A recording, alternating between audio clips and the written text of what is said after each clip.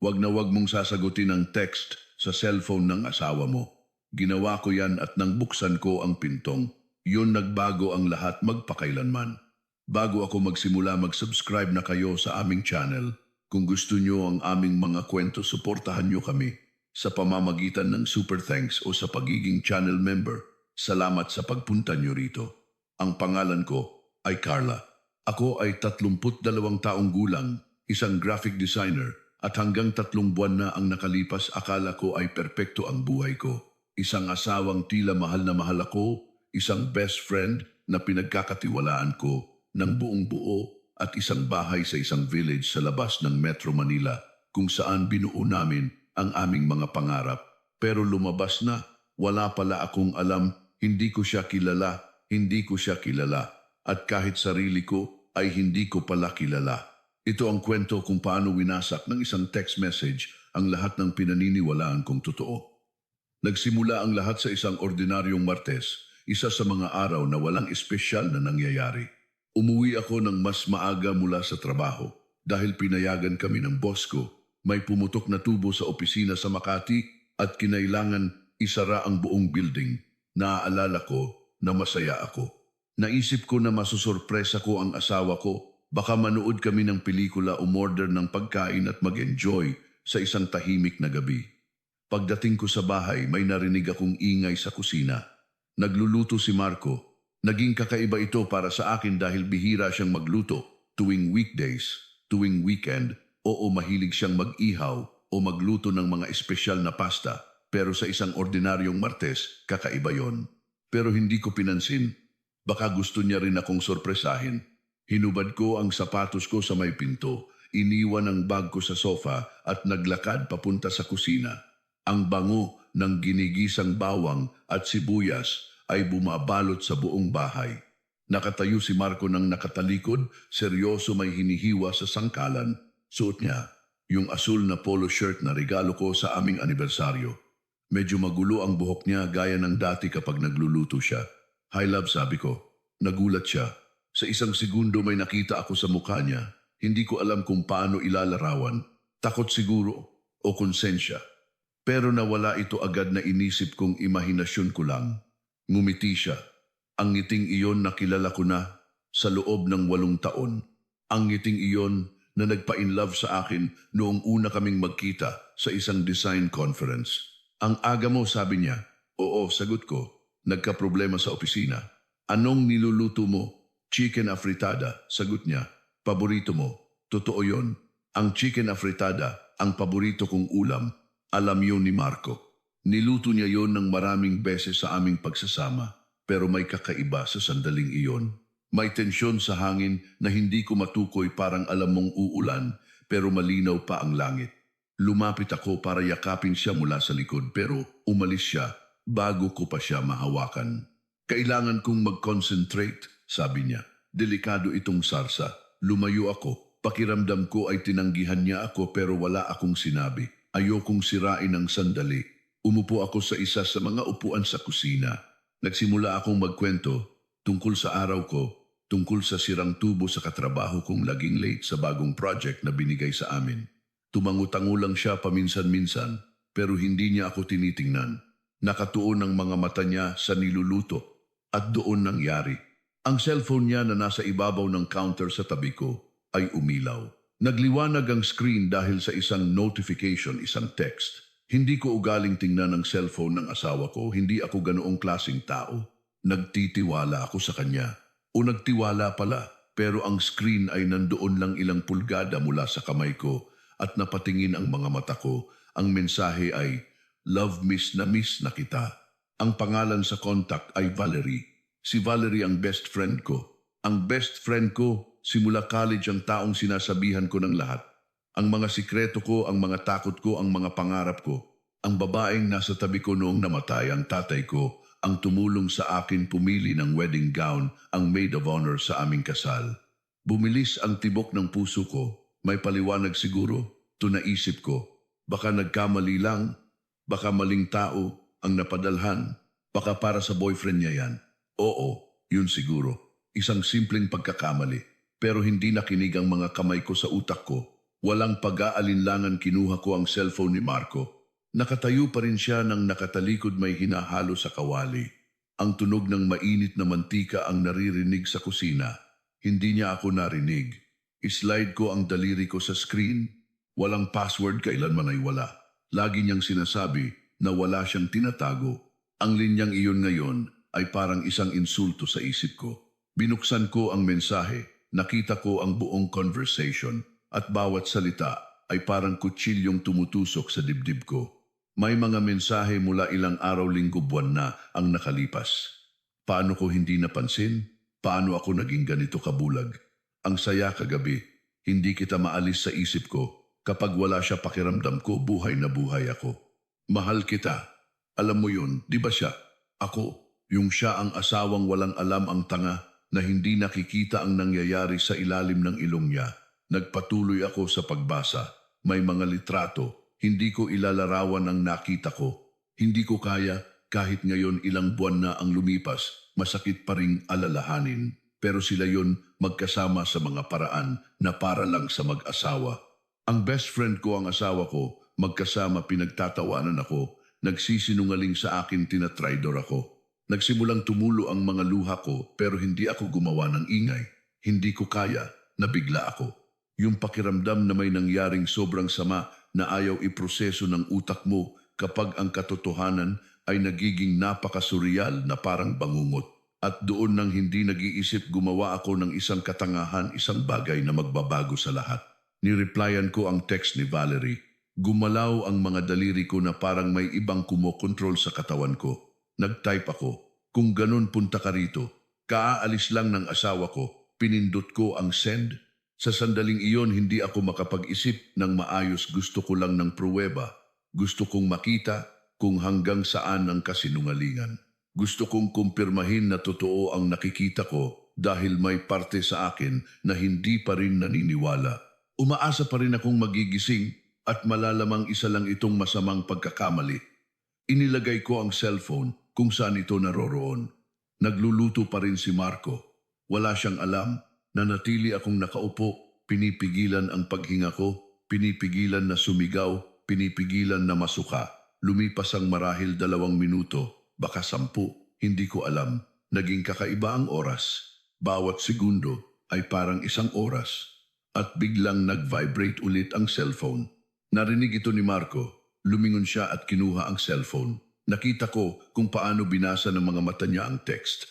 Nakita ko kung paano namutla ang mukha niya. Nakita ko kung paano nagsimulang manginig ang mga kamay niya. Ang sagot ni Valerie ay, papunta na ako. Diyan na ako sa loob ng 10 minuto. Tumingin sa akin si Marco. Tumingin ako sa kanya. Walang nagsalita sa aming dalawa pero alam niya. Nakita ko sa mga mata niya. Alam niyang nalaman ko na ang lahat. Anong ginawa mo, pabulong niyang sabi. Ang boses niya ay parang sinasakal takot. Ako, anong ginawa ko, ulit ko. Lumabas ang mga salita na parang lason sa bibig ko. Ako, anong ginawa ko? May lakas ka pa ng loob na tanungin ako niyan, Carla. Magpapaliwanag ako. Ipaliwanag ang ano, sigaw ko. Na nakikipagrelasyon ka sa best friend ko. Na ilang buwan o baka taon mo na akong niloloko. Ano ba talaga ang ipapaliwanag mo? Hindi yan tulad ng iniisip mo. Tumawa ako. Isang mapait na tawa. Isang tawang walang saya. Hindi. Sige nga, sabihin mo sa akin dahil kababasa ko lang ng lahat ng text ninyo. Nakita ko ang mga litrato, nakita ko lahat. Kaya sige, paki-enlighten mo ako. Sabihin mo sa akin kung ano ang hindi ko naiintindihan. Binuksan niya ang bibig niya pero walang salitang lumabas. Ano pa nga bang sasabihin niya? Walang dahilan, walang katarungan kundi ang masakit at simpleng katotohanan. Tinraidor niya ako kasama ang taong pinagkakatiwalaan ko sa mundo. Papunta na siya rito, sabi ko. Sinabi mo sa kanya na umalis ako, kaya darating siya sa loob ng 10 minuto, baka mas maaga pa. Carla, pwede ba nating ayusin to? Ayusin to. Walang nang dapat ayusin. Wasak na ang lahat. Lahat. Humakbang siya palapit sa akin. Umatras ako. Huwag mo akong hawakan, babala ko. Huwag mo akong hahawakan. Tumunog ang doorbell. Pareho kaming natigilan. Nagkatinginan kami. Hindi pwedeng siya yon. 5 minuto pa lang ang nakalipas, baka 6. Maliban na lang kung malapit na siya nang matanggap niya ang text. Maliban na lang kung papunta na talaga siya. Tumunog ulit ang doorbell. Mas mapilit ngayon. Huwag mong buksan, sabi ni Marco. Please, huwag mong buksan ang pinto. Pero naglalakad na ako. Gumagalaw ang mga binti ko ng kusa. Kailangan ko siyang makita. Kailangan kong makita ang mukha niya. Kapag nalaman niyang nandoon ako, na nalaman ko na ang lahat. Nakarating ako sa pinto, ang kamay ko nasa doorknob. Naririnig ko ang tibok ng puso ko sa aking mga tainga. Napakalakas na akala ko sasabog. Binuksan ko ang pinto at nandoon si Valerie. Maganda siya gaya ng dati. Suot niya yung pulang bestida na tinulungan ko pa siyang piliin noong 1 buwan nang mag-shopping kami. Nakalugay ang buhok, perpekto ang makeup. Nakangiti. Ang ngiti ay nag-freeze nang makita niya ako. Carla, sabi niya, anong ginagawa mo rito? Dito ako nakatira. Sagot ko, naaalala mo, ito ang bahay ko, kasama ang asawa ko. Akala ko umalis ka. Alam ko, sinabi yan ni Marco sa'yo. Pero hindi ako umalis. Nandito ako. Kanina pa ako nandito. Namutla siya. Tumingin siya sa likod ko. Lumabas si Marco mula sa kusina. Nakatayo siya sa pasilyo. Ang mukha niya ay wasak. Guilty. Nagsimulang umatras si Valerie. Carla, pwede akong magpaliwanag. Hindi, sabi ko. Sawa na ako sa mga paliwanag. Isa lang ang kailangan kong malaman. Gaano nakatagal ninyo akong ginaganito? Gaano nakatagal kayong nagsisinungaling, pinagtatawanan ako, nagtatalik habang ako nagtitiwala sa inyo? Nagsimulang tumulo ang luha sa mukha niya. Hindi siya magaling umiyak. Laging namumula at namamaga ang mga mata niya. Carla, I'm so sorry. Gaano katagal, ulit ko? 2 taon, pabulong niyang sabi. 2 taon? Ang mga salita ay tumama sa akin na parang tren. 2 taon? 2 taon ng kasinungalingan, 2 taon ng katrayduran, 2 taon ng pagiging tanga na hindi nakikita ang alam na siguro ng lahat. Pakiramdam ko ay bibigay ang mga binti ko. 2 taon habang pinaplano ko ang aming kinabukasan, habang kinakausap ko si Marco tungkol sa pagkakaroon ng anak, habang kinukwento ko kay Valerie ang mga problema namin sa pagsasama, habang umiiyak ako sa balikat niya kapag nag-aaway kami ni Marco. Sa lahat ng panahong iyon, tinatraidor nila ako. Umalis ka, sabi ko kay Valerie. Ayoko nang makita ang pagmumukha mo kailanman. Naiintindihan mo? Kapag nakita kita sa kalye, tatawid ako sa kabila. Kapag pumunta ka sa pinto ko, tatawag ako ng pulis. Patay ka na para sa akin. Carla, please, umalis ka na. Nanatili siyang nakatayo ng ilang segundo pa. Pagkatapos ay tumalikod siya at tumakbo papunta sa kanyang kotse. Nakita ko siyang sumakay. Nakita ko siyang umandar. Nakita ko siyang umalis. Isinara ko ang pinto. Lumingon ako at tiningnan si Marco. Umiiyak siya. 2 beses ko pa lang siyang nakitang umiyak noong namatay ang nanay niya at noong araw ng kasal namin.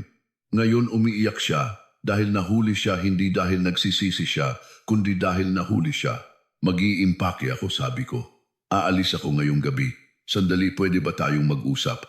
Wala na tayong dapat pag-usapan. Tapos na tayo. Tapos na. Maghahanap ako ng abogado bukas. Gusto ko ng annulment. Please, mahal kita. Tumawa na naman ako. Yung parehong mapait na tawa.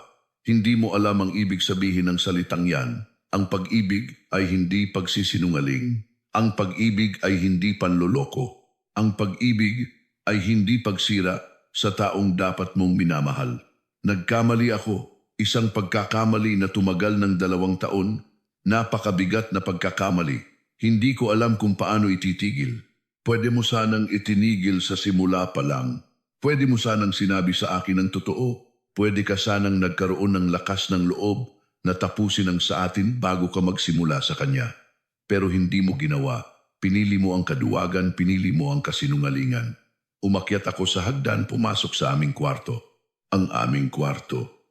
Hindi na namin ito kwarto. Kailanman ay hindi na. Kumuha ako ng maleta mula sa aparador. Nagsimula akong maghagis ng damit sa loob. Wala akong pakialam kung ano, gusto ko lang umalis doon.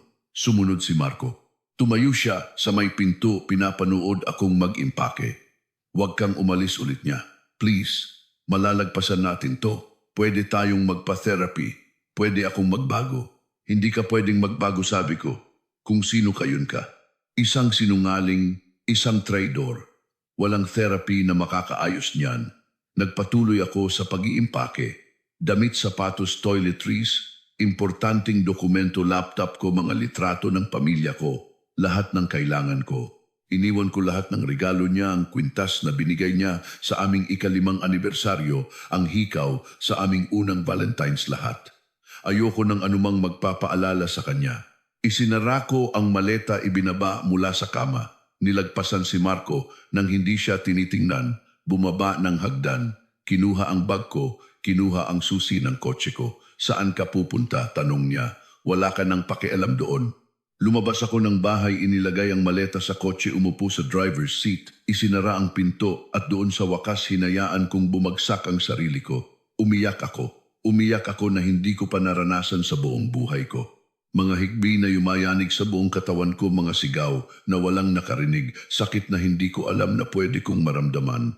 Ang dibdib ko ay pisikal na masakit na parang may dumukot sa puso ko at inagaw ito. Hindi ko alam kung gaano ako katagal doon, pero sa huli, wala nang luhang lumabas kundi kawalan.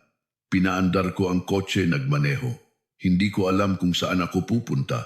Nagmaneho lang ako. Madilim ang mga kalsada. Kaunti ang tao. Gabi na. Napadpad ako sa isang hotel. Isang murang hotel sa labas ng syudad. Humingi ako ng kwarto. Kakaiba ang tingin sa akin ng receptionist. Siguro ay pula ang mga mata ko. Siguro halatang galing ako sa iyak. Pero wala siyang sinabi. Binigyan niya lang ako ng susi.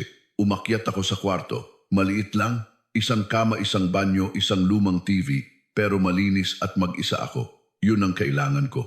Humiga ako sa kama nang hindi nagpapalit ng damit. Tumingin sa kisame. Sinubukang iproseso ang nangyari. Sa loob ng ilang oras, nagbago ang buong buhay ko. Tapos na ang pagsasama namin. Tapos na ang pagkakaibigan namin.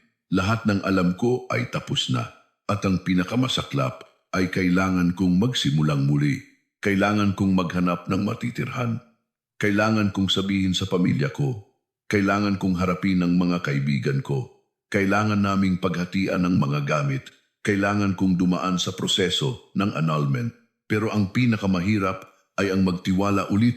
Paano ako magtitiwala sa kahit sino pagkatapos nito? Kung ang dalawang pinakamalapit na tao sa akin ay tinraidor ako ng ganito kalupit, ganito kadali. Paano ako maniniwala na hindi gagawin ng iba ang parehong bagay? Hindi ako nakatulog ng gabing iyon. Nakahiga lang ako, nag-iisip, nag-aalala, naghahanap ng mga senyales na binaliwala ko at nakita ko sila. Napakaraming senyales. Ang mga pagkakataong late umuuwi si Marco mula sa trabaho. Ang mga pagkakataong tumutunog ang cellphone niya at lumalabas siya ng kwarto para sagutin. Ang mga pagkakataong kinakansela ni Valerie ang mga plano namin sa huling minuto. Ang mga pagkakataong nagpapalitan sila ng tingin na hindi ko maintindihan. Ang mga pagkakataong may alam si Valerie tungkol kay Marco na hindi ko naman sinabi sa kanya. Ang mga pagkakataong nababanggit ni Marco ang mga bagay na si Valerie lang ang nakakaalam. Lahat ay nasa harap ko na at hindi ko nakita. Ayaw kong makita dahil ang makita ito ay nangangahulugang aminin na ang buhay ko ay isang kasinungalingan. Ang mga sumunod na araw ay malabo. Nanatili ako sa hotel na yun, tumawag sa trabaho at sinabing may sakit ako. Hindi ito kasinungalingan. May sakit ang kaluluwa ko, ang puso ko. Tinawagan ako ni Marco ng daan-daang beses. Lahat ng tawag niya ay pinunta ko sa voicemail. Nag-text siya, binura ko ng hindi binabasa. Sinubukan din akong kontakin ni Valerie. Binlock ko siya sa lahat ng dako. Sa huli, kinailangan kong harapin ang katotohanan. Kumuha ako ng abogado. Sinimulan ang proseso ng annulment. Naghanap ako ng apartment, maliit pero komportable. Isang lugar na para sa akin lang, kung saan pwedeng magsimula ulit. Sinabi ko sa pamilya ko. Umiyak ang nanay ko. Gustong bugbugin ng kuya ko si Marco. Kinailangan ko siyang pigilan. Hindi sulit si Marco. Hindi siya sulit. Ang mga kaibigan ko ay nahati. Ang ilan ay buong buo akong sinuportahan. Ang iba ay sinabing baka may kasalanan din ako na baka hindi ako sapat para sa kanya. Ang mga iyon ay hindi ko na naging kaibigan. Ang proseso ng annulment ay mahaba. Ayaw pirmahan ni Marco ang mga papeles. Patuloy niyang sinasabi na pwede naming ayusin na nagkamali siya na mahal niya ako. Pero hindi ko na siya pinakinggan.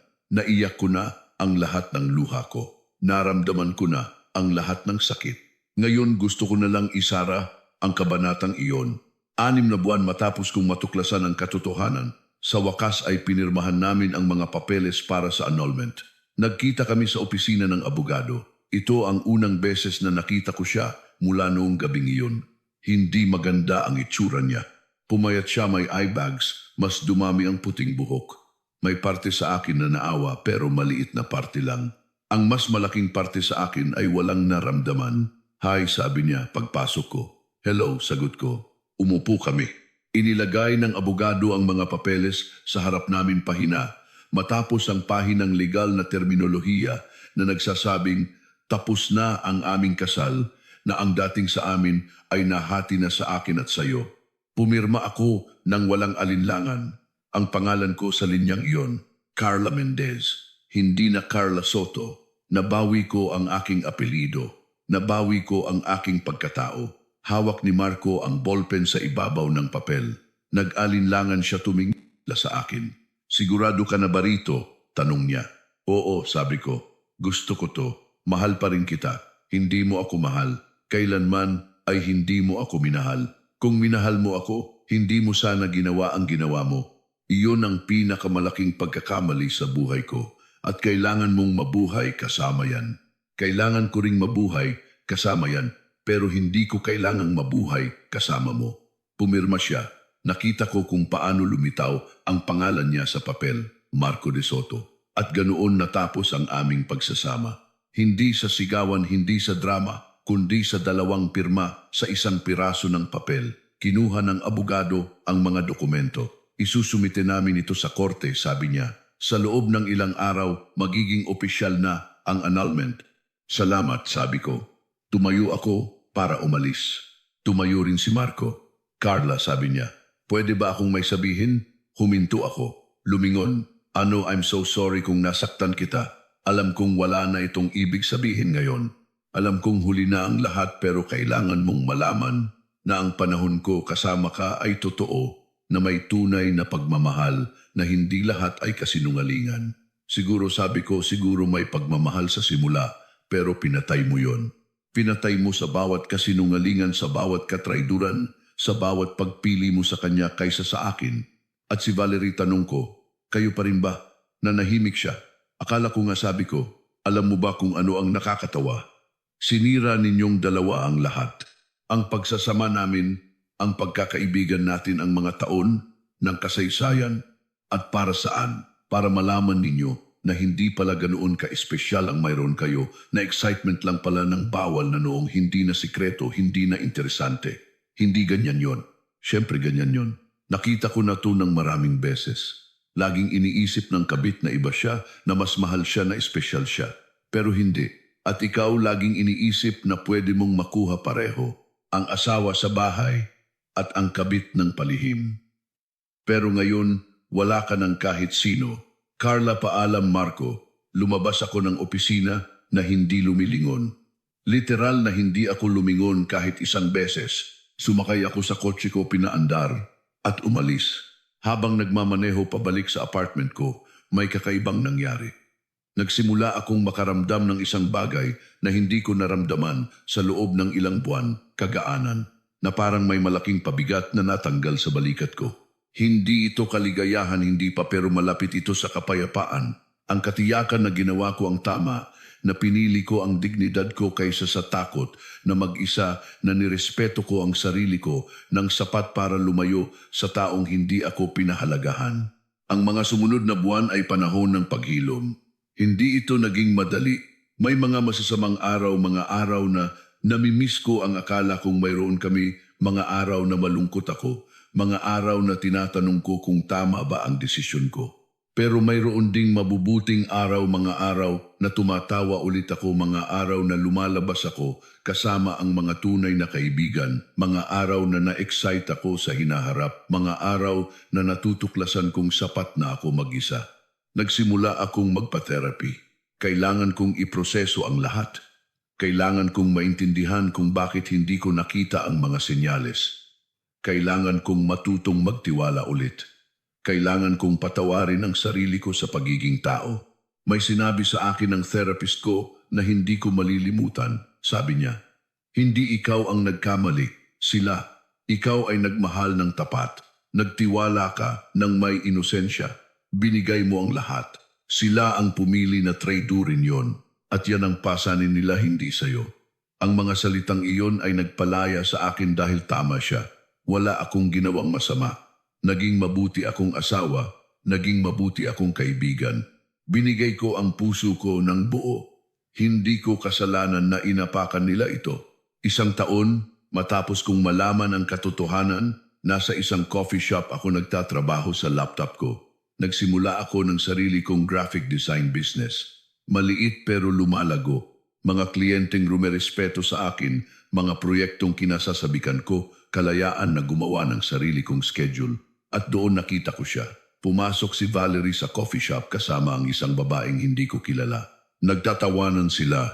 Iba na ang itsura ni Valerie, mas payat, maikli ang buhok, may nagbago sa mga mata niya. Nakita niya ako, huminto siya, nawala ang ngiti sa mukha niya. Mayroon akong 2 pagpipilian. Pwede akong umalis, kunin ang mga gamit ko at lumabas, iwasan ang konfrontasyon. O pwede akong manatili, ipakita sa kanya na wala na siyang kapangyarihan sa akin, na hindi na ako apektado sa presensya niya. Nanatili ako. Nag-alinlangan siya. Pagkatapos ay may sinabi siya sa kaibigan niya at lumakad papunta sa mesa ko. "Hi Carla," sabi niya. "Hi Valerie, pwede ba akong umupo?" Tiningnan ko ang laptop ko, ang kape ko, at siya. Malayang bansa ito. Umupo siya. Nagkaroon ng awkward na katahimikan. Naglalaro siya sa kanyang mga kamay. Uminom ako ng kape, naghihintay. "You look good," sabi niya sa wakas. "Salamat. Narinig ko na nagsimula ka ng sarili mong business." "Oo, ang galing. Palagi ka namang talentado." Hindi ako sumagot. Hindi ako makikipag-usap sa kanya na parang walang nangyari. "Tingnan mo," sabi niya, "alam kong wala akong karapatang humingi ng kahit ano. Alam kong hindi mapapatawad ang ginawa ko.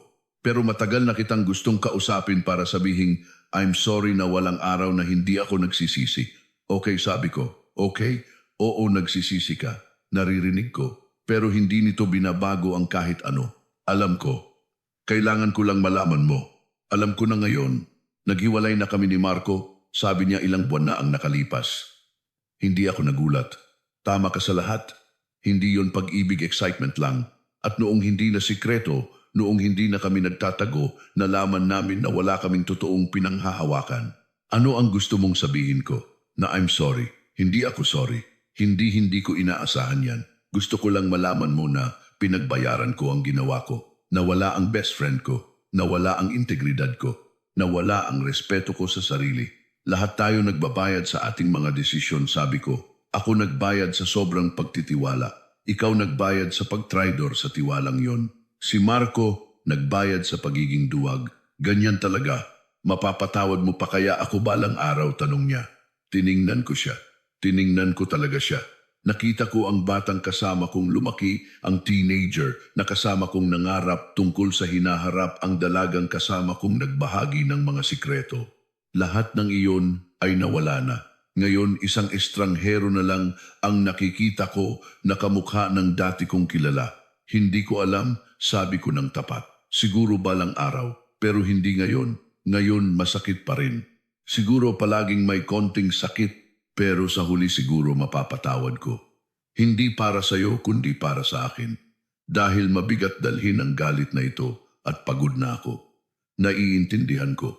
Pero ang pagpapatawad ay hindi nangangahulugang paglimot. Hindi ibig sabihin na pwede tayong maging magkaibigan ulit. Wasak na yon, hindi na maaayos. Alam ko kung yan lang ang lahat. Tumayo ako, kinuha ang laptop ko, kinuha ang kape ko, kinuha ang bag ko. Carla, sabi niya, isa pa. You really look good. Mukha kang masaya. Masaya ako para sa'yo. Deserve mo yan. Tumango ako. Tumalikod ako at umalis. Habang naglalakad papunta sa kotse ko, may napagtanto ako. Hindi ako nanginginig, hindi ako umiiyak.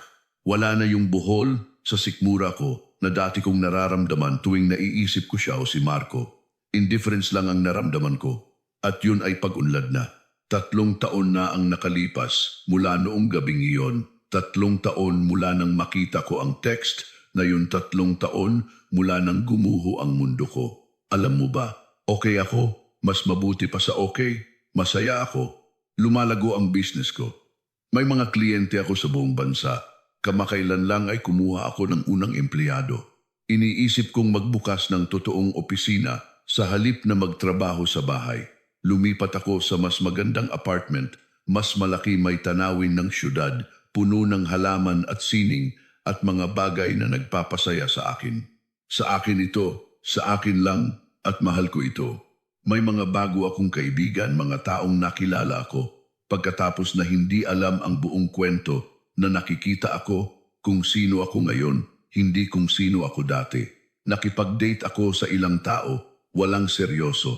Nagtatrabaho pa rin ako sa pagtitiwala ng buo ulit, pero bukas handa ako, naghihilom ako. Ang relasyon ko sa pamilya ko ay mas matatag. Halos araw-araw kaming nag-uusap ng nanay ko. Mas malapit na kami ng kuya ko. Mas marami kaming oras na magkasama. Nag-travel ako sa mga lugar na dati ko pang gustong puntahan. Ginawa ko ito ng mag-isa at napakalaya ng pakiramdam. Nag-aral ako, natuto ng mga bagong bagay, nagkaroon ng mga hobby, muling natuklasan ang sarili ko. At ang pinaka-importante, natutunan kong ang pagiging mag-isa ay hindi kapareho ng pagiging malungkot. Na pwede akong maging masaya sa sarili ko, na hindi ko kailangan ng lalaki o best friend para maging buo na ako, ay sapat na. Naiisip ko pa rin ang gabing iyon minsan, kung paano nagbago ang lahat sa ilang segundo, kung paano sinira ng isang text ang mga taon ng kasaysayan. Pero hindi ko na ito tinitingnan bilang isang bagay na ganap na negatibo. Oo, masakit. Oo, nakasakit. Oo, winasak ako nito. Pero pinalaya rin ako nito. Pinalaya ako sa isang pagsasamang kasinungalingan. Pinalaya ako sa isang pagkakaibigang nakakalason. Pinalaya ako sa pamumuhay sa kamangmangan. At binigyan ako nito ng pagkakataong buuin muli ang sarili, mas malakas, mas matalino, mas ako. Minsan iniisip ko kung ano ang nangyari kung hindi ako umuwi ng maaga noong araw na yon, kung hindi nasira ang tubo, kung hindi ko nakita ang text na yon. Siguro nandoon pa rin ako. Kasal pa rin kay Marco, kaibigan pa rin ni Valerie, walang alam, hindi masaya nang hindi ko nalalaman, at mas malala pa sana yon. Ang mabuhay sa kasinungalingan ay mas masahol pa sa pagharap sa katotohanan, gaano man ito kasakit. Sabi nila, pinaghihilom ng panahon ang lahat. Hindi ako sigurado kung totoo yan. Sa tingin ko, hindi naghihilom ang panahon. Tinuturuan ka ng panahon na mabuhay kasama ang sakit. Tinuturuan kang lumago sa paligid nito. Tinuturuan kang gawin itong lakas. At yun ang ginawa ko. Kinuha ko ang sakit na iyon, ang katrayduran na iyon, ang kawalan na iyon, at ginawa itong determinasyon, katatagan, pagmamahal sa sarili. Hindi na ako ang parehong Carla na ako 3 taon na ang nakalipas. Namatay ang Carlang iyon noong gabing iyon, at sa lugar niya ay may ipinanganak na bago, isang taong hindi tumatanggap ng mas mababa sa nararapat sa kanya. Isang taong alam ang kanyang halaga. Isang taong pinipili ang kanyang dignidad kaysa sa takot. At kung makakausap ko ang Carla ng 3 taon na ang nakalipas, yung nakaupo sa kusina at pinapanood ang pagguho ng kanyang mundo, ito ang sasabihin ko. Alam kong masakit. Alam kong pakiramdam mo ay hindi ka na makakabawi. Alam kong gusto mong sumuko, pero huwag. Dahil sa kabilang dulo ng sakit na ito ay may isang bersyon mo na mas malakas kaysa sa inakala mo. May isang buhay na ikaw lang ang bumuo. May kaligayahan na hindi maaagaw sa iyo dahil nanggagaling ito sa loob. Oo, nawalan ka ng asawa, nawalan ka ng best friend, pero may napanalunan kang mas mahalaga. Napanalunan mo ang iyong sarili. Dahil sa huli, ang tanging tao na palaging nandiyan para sa iyo ay ikaw. At kapag natutunan mong mahalin ang iyong sarili, kapag natutunan mong respetuhin ang iyong sarili, kapag natutunan mong piliin ang iyong sarili, walang sinuman ang makakaagaw niyan sa iyo. Masakit ang mga katrayduran, masakit ang mga pagkawala, masakit ang mga kabiguan, pero mas malakas ka kaysa sa lahat ng yan at makakaligtas ka. Higit pa sa makaligtas, uunlad ka. Kaya salamat Marco. Salamat Valerie. Salamat sa pagpapakita kung sino talaga kayo. Salamat sa pagpapalaya sa akin sa isang buhay na hindi para sa akin. Salamat sa pagwasak sa akin para mabuo ko ulit ang sarili ko ng mas mahusay. Hindi ko kayo lubusang pinapatawad. Siguro hindi na kailanman. Pero hindi ko rin kayo kinamumuhian dahil mabigat ang puot at ayoko nang dalhin ang bigat na iyon. Pinapakawalan ko kayo. Iniiwan ko kayo sa nakaraan kung saan kayo nararapat. At ako nagpapatuloy tungo sa isang kinabukasang ganap na sa akin. At kapag nakakakita ako ng masayang mag-asawa ngayon, hindi na ako naiinggit, hindi na nalulungkot. Pag-asa na lang ang nararamdaman ko. Pag-asa na balang araw ay mahahanap ko rin yon. Pero sa pagkakataong ito magiging totoo. Sa pagkakataong ito, kasama ang isang taong pipiliin ako araw-araw na magiging tapat na rerespetuhin ako. At kung hindi ko ito mahanap, okay lang din. Dahil hindi ko na kailangan ng ibang tao para maging masaya. Masaya na ako mag-isa buo. Ako, noong gabing iyon 3 taon na ang nakalipas, akala ko tapos na ang buhay ko. Lumabas na simula pa lang pala ng isang bagong kabanata. Isang masakit na kabanata, oo, pero kailangan. Dahil kung wala ang pagtatapos na yon, hindi ko sana magkakaroon ng simula na ito. Itong bagong simula kung saan ako ang bida sa sarili kong kwento, kung saan ako ang gumagawa ng sarili kong desisyon, kung saan ako ang lumilikha ng sarili kong kaligayahan. At yun sa huli ay sulit sa lahat ng sakit na kinailangan kong pagdaanan para makarating dito. Ang hindi ko kailanman sinabi sa kahit sino ay 3 linggo matapos naming pirmahan ang annulment, nagpakita si Marco sa bago kong apartment. 11:00 ng gabi. Kumatok siya ng paulit-ulit hanggang sa buksan ko. Lasing siya, umiiyak, sinasabing nagawa niya ang pinakamalaking pagkakamali sa buhay niya, na iniwan siya ni Valerie dahil nakonsensya rin daw ito na mag-isa na lang siya, na kailangan niya ako, na patawarin ko raw siya. Isinara ko ang pinto sa mukha niya at tumawag ng pulis. 2 buwan pagkatapos may ikinuwento ang kuya ko na nagpadugo sa dugo ko. Lumalabas na alam ng ilan sa aming mga kaibigan ang tungkol sa relasyon nila.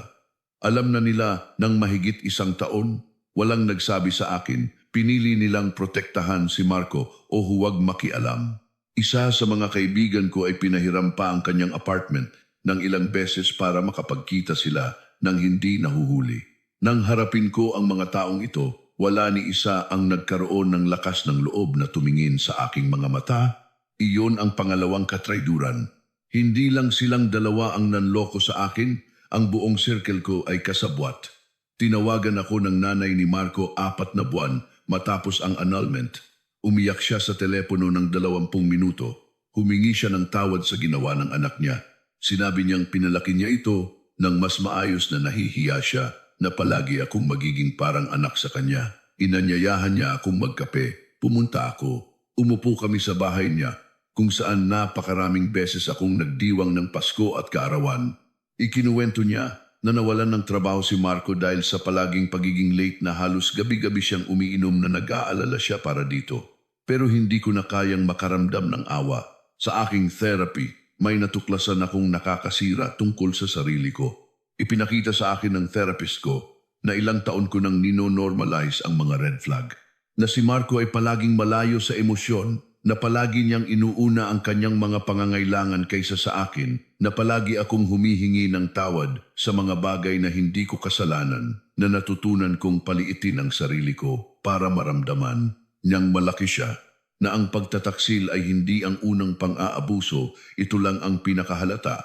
Ang revelasyong ito ay sumira at naghilom sa akin ng sabay dahil naintindihan kong mas malalim ang problema kaysa sa inaakala ko. 6 na buwan pagkatapos ng annulment, nagsimula akong makipag-date. Daniel ang pangalan niya.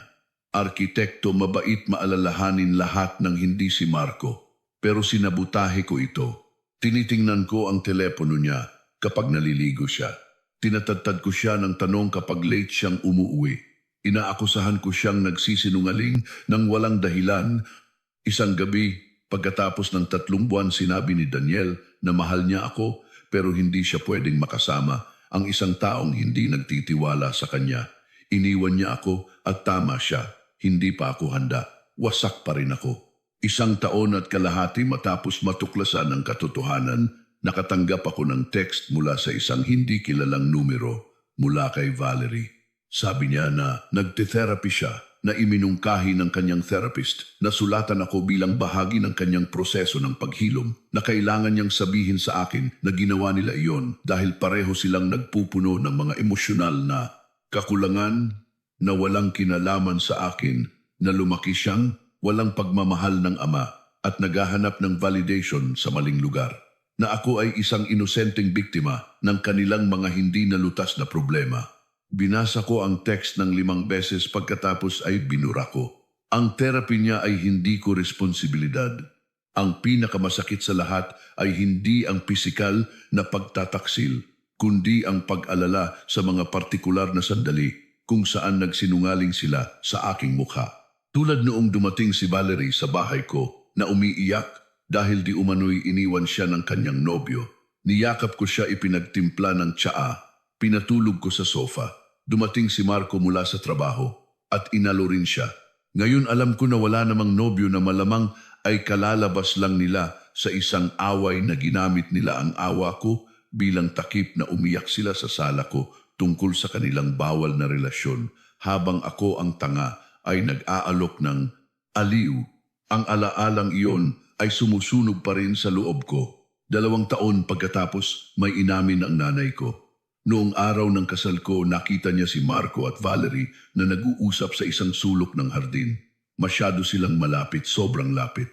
Naramdaman ng nanay ko na may mali, pero inisip niyang imahinasyon lang niya, na nervyos lang ng isang ina, na si Valerie ay best friend ko at hindi kailanman gagawa ng ganoon.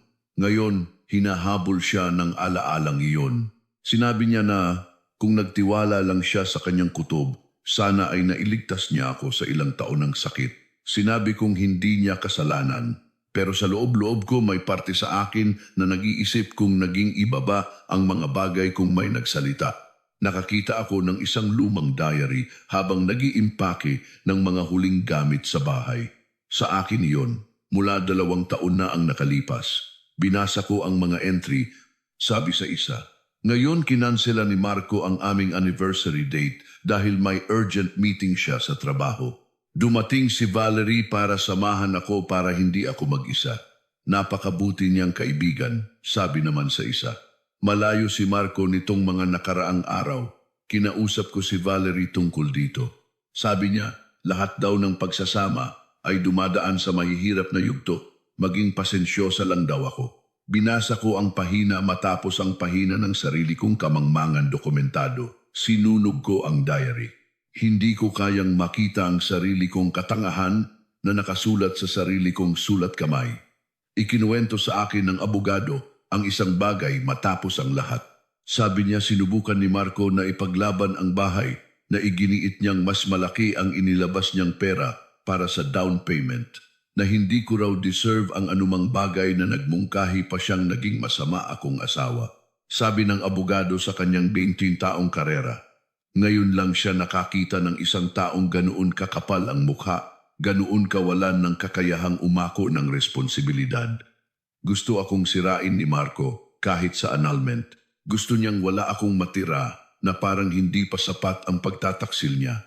Kailangan niya rin akong parusahan dahil sa pagtuklas nito. May isang detalye akong hindi nabanggit. Nang buksan ko ang pinto at makita si Valerie, hindi lang yung pulang bestida ang suot niya. Suot niya ang pabangong regalo ko sa kanyang kaarawan. Ang pabangong nagkakahalaga ng halos satos. Ang pabangong binili ko na iniisip ang aming pagkakaibigan. Suot niya iyon para akitin ang asawa ko. Ginamit niya ang regalo ko para traidurin ako. Sa tuwing naaamoy ko ang amoy na iyon sa kung saan kailangan kong lumabas, nasusuka ako. Ito ay isang trigger na marahil ay dadalhin ko habang buhay. Ang hindi ko sinabi kay Marco noong araw na iyon ay buntis ako. Halos 3 linggo pa lang. Hindi pa ako sigurado. Magte-test pa lang sana ako kinabukasan. Susorpresahin ko sana siya kung positibo. 6 na buwan na naming sinusubukang magka-baby. Pagkatapos kong matuklasan ang katotohanan, nag-test ako mag-isa sa banyo ng hotel. Negatibo. Umiyak ako sa ginhawa. Naisip kong magdala ng anak sa gulo na iyon.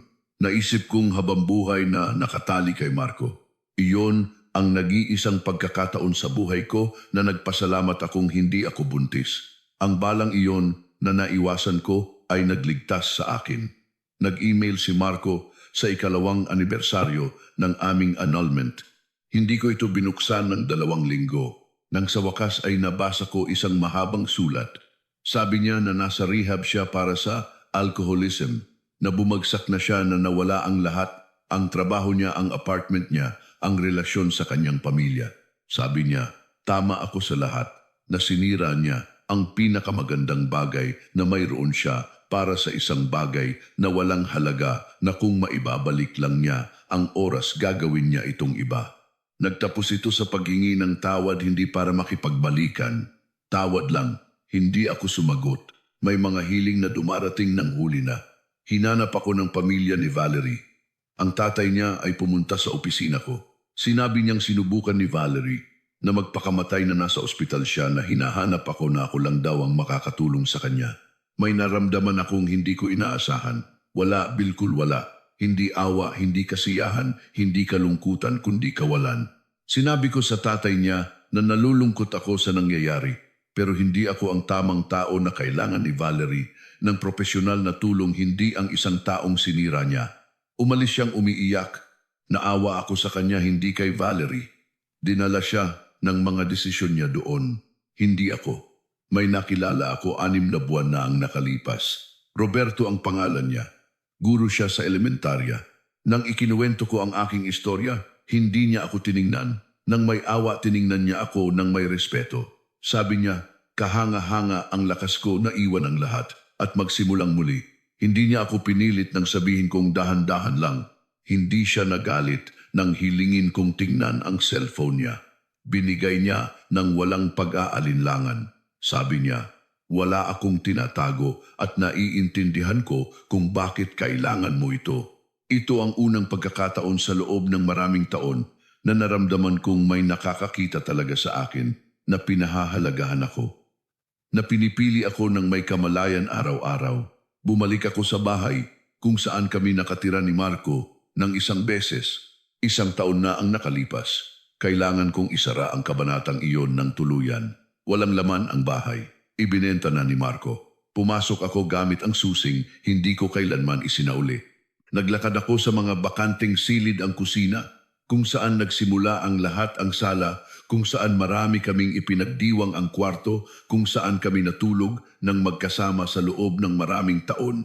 Lahat ay walang laman pero puno ng mga multo. Umupo ako sa sahig ng kwarto. Umiyak ako, hindi dahil sa nawala sa akin kundi sa lahat ng panahong sinayang ko. Pagkatapos ay umalis ako, iniwan ng susi. Sa counter isinara ang pintong iyon magpakailanman. May ipinagawang ehersisyo ang therapist ko, 3 buwan na ang nakalipas. Pinagsulat niya ako ng liham para kay Marco at isa para kay Valerie na sabihin ang lahat ng hindi ko nasabi. Sumulat ako ng 10 pahina para sa bawat isa. Puno ng galit, sakit, mga tanong na walang sagot. Nang matapos ako, pinabasa niya ito ng malakas sa akin. Umiyak ako habang binabasa ang bawat salita. Pagkatapos ay pinasunog niya sa akin. Pinanood naming magkasama habang nagiging abo ang papel.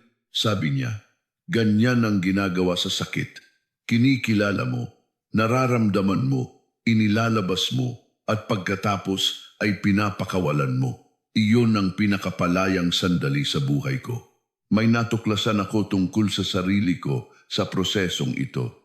Ako palagi ang nagbibigay, ang humihingi ng tawad, ang nagpapaliit sa sarili, ang nag-uuna sa pangangailangan ng iba. Hindi lang kay Marco, sa lahat, sa mga magulang ko, sa mga kaibigan ko, sa mga boss ko, kay Valerie. Nabuhay ako para magbigay kasiyahan para mahalin, para hindi magdulot ng problema. At ginawa akong perpektong target nito dahil ang mga taong nagtatraidor ay naghahanap ng mga biktima na hindi lumalaban. Ngayon may mga hangganan ako. Sinasabi ko ang hindi.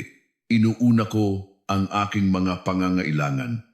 At may mga nawala akong tao dahil dito. Pero ang mga taong nawala sa akin ay hindi karapat-dapat na manatili sa buhay ko. Nag-propose si Roberto ng kasal noong nakaraang linggo. Hindi ako nagsabi ng oo, hindi rin ako nagsabi ng hindi. Sinabi kong kailangan ko ng panahon. Hindi dahil hindi ko siya mahal. Mahal na mahal ko siya sa paraang hindi ko minahal si Marco. Pero natatakot pa rin ako sa kasal. Ang ideya na ipagkatiwala ang buong buhay ko sa isang tao ay nakakatakot. Naintindihan ito ni Roberto. Sabi niya, take all the time you need. Nandito lang ako. Ang sagot na iyon ay mas lalong nagpamahal sa kanya sa akin. Dahil ang isang taong tunay na nagmamahal sa iyo ay hindi ka pinipilit. Binibigyan ka niya ng espasyo, binibigyan ka ng seguridad, binibigyan ka ng panahon, at sa unang pagkakataon sa buhay ko, sa tingin ko ay natagpuan ko yon. 2 linggo na ang nakalipas, nakita ko si Marco sa isang supermarket. Mag-isa siya, mukhang mas matanda, pagod. Nakita niya rin ako. Nagsimula siyang maglakad palapit sa akin. Ang unang instinct ko ay tumakbo. Pero hindi ko ginawa. Tumayo lang ako roon naghihintay. Nang makarating siya sa harap ko, binuksan niya ang kanyang bibig para magsalita. Itinaas ko ang aking kamay. Wag na, sabi ko. Wala akong kailangang sabihin sa iyo at wala kang sasabihin na gusto kong marinig. Nanatili siyang nakatayo roon, pinapanood akong maglakad papalabas. Iyon ang aking huling paghihiganti, hindi sigawan, hindi drama, hindi luha, kundi indifference, dahil wala na siyang ibig sabihin sa akin. Mas mababa pa siya sa isang estranghero, isa siyang malabong alaala kung sino ako dati.